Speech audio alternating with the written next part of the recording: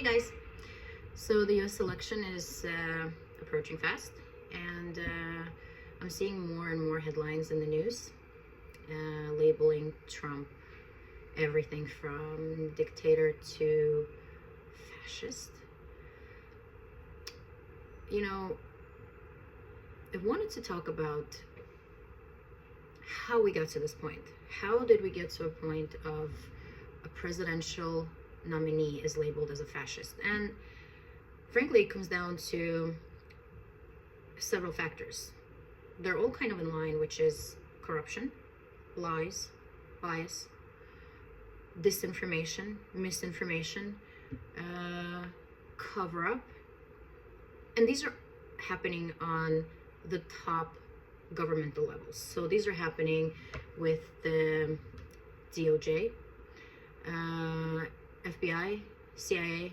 All of the top agencies are corrupt. And when you think about Trump and he's labeled as a fascist, I had to go and look up the word, because to me that's a very strong word, a strongly negatively correlated word. And I looked it up, and while I can't give you the definition verbatim, you could look it up yourself. What I found out is that there are two pillars that are critical to label someone or something a state fascist. One, fascism requires localized state control, irrespective of economy or society. And two, has no respect for democratic process. These are two pillars that do not align in any way with what Trump is doing. Trump is actually the only person who is actively anti-establishment, who is actively anti-deep state. So that in itself is incorrect. Point number one. Point number two of what a fascist is the lack of respect for democracy and democratic process does not align, because Trump's fans, voters, are voting respectfully. They are involved in elections legally. So therefore, the definition does not fit. So that brings me to my next point. To answer how we got here, you have to look at the facts. And the facts are that the media and the top governmental agencies are labeling Trump the anti-democracy dictator fascist. And this trickles down via mainstream media to everyone in the world who are not checking other sources of information, the alternate sources of information, and are fed daily this narrative. So what happens when you're fed daily the same thing about the person as being this arrogant criminal? You start to believe it, right? And the big tech is doing a great job at suppressing anything positive about Trump, which I've shared before. If you look on Google, everything is suppressed about Trump that is positive, and only things that are pertaining to him being negative, taken out of context, aggression, fascism is put to the top. So essentially, it's about corruption and creating this narrative that then everyone else is seeing as reality. But let's look at corruption cases example by example, because I want to point out some cases to kind of give evidence to what I state here. So the first case I can think of is the Hillary, the email, the server leak of governmental information. And what happened to her? She wasn't prosecuted. There were no consequences to her. She basically was just let go, because the big tech did their job to suppress any such narrative, even though it was a very valid case of mishandling of governmental information and files. The second case, a large-scale case, is the Biden case, where when in 2020 he was running for president, the whole laptop with his son and foreign fraud and corruption and scandal over financial gain transpired. And again, it was suppressed completely, and Biden was let loose. There was no there were no hearings, there were no essentially it just disappeared. Whereas when you look at Trump, he was put under so much scrutiny with all of these allegations, especially this Russia case that went on and on and on for years. And ultimately, after all of the energy and effort they put in, they could not incriminate him. Why? After all of the resources that they put together to do so? Because he wasn't guilty, because he didn't do it. That's the bottom line. Whereas with Joe, I can personally show you videos where Joe is on a call with officials in Ukraine discussing this corrupt financial situation. And what is war essentially? Who is it profitable for?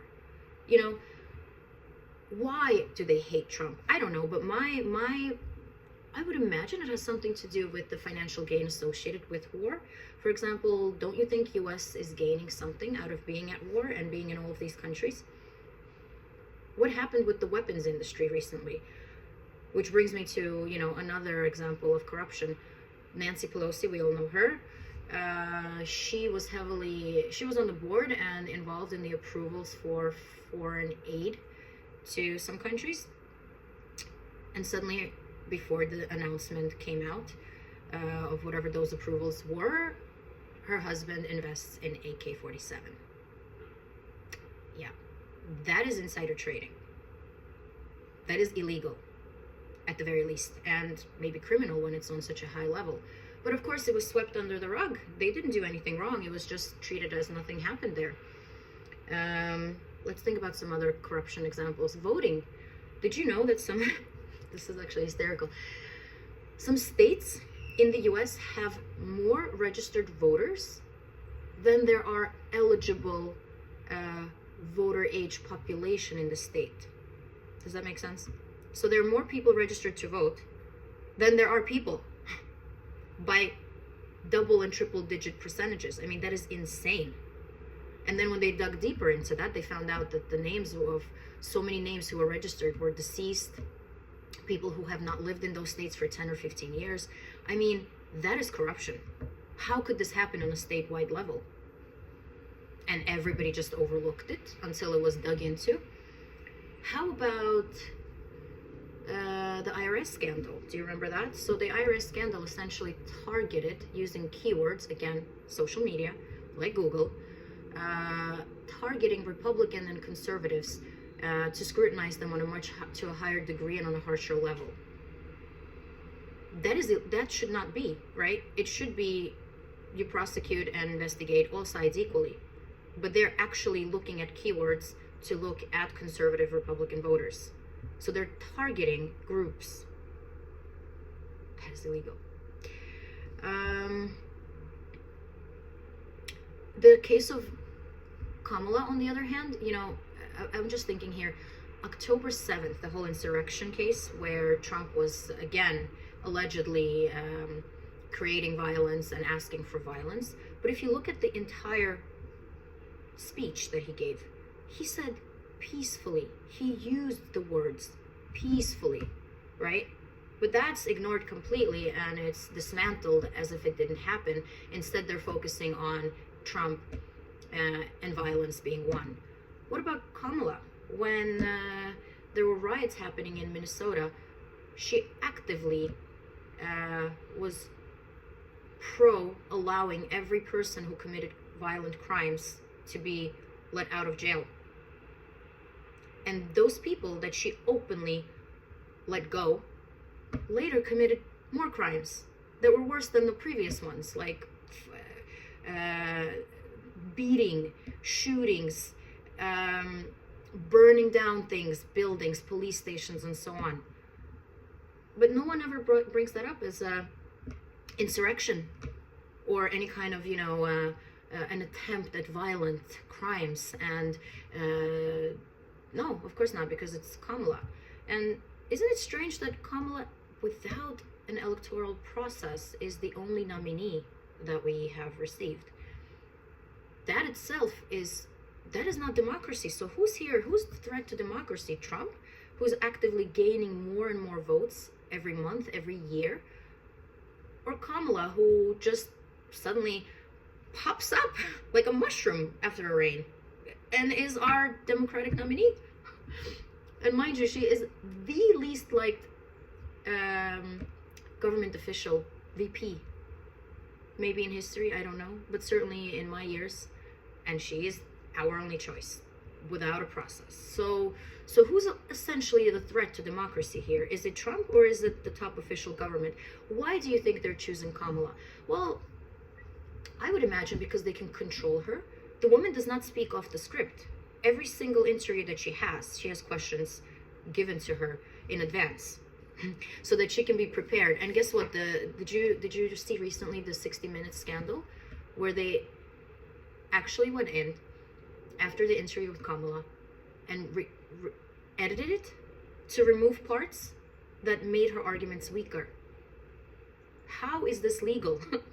And this is happening in a free world where there's freedom of speech and everybody has the right to say what they need to say unedited.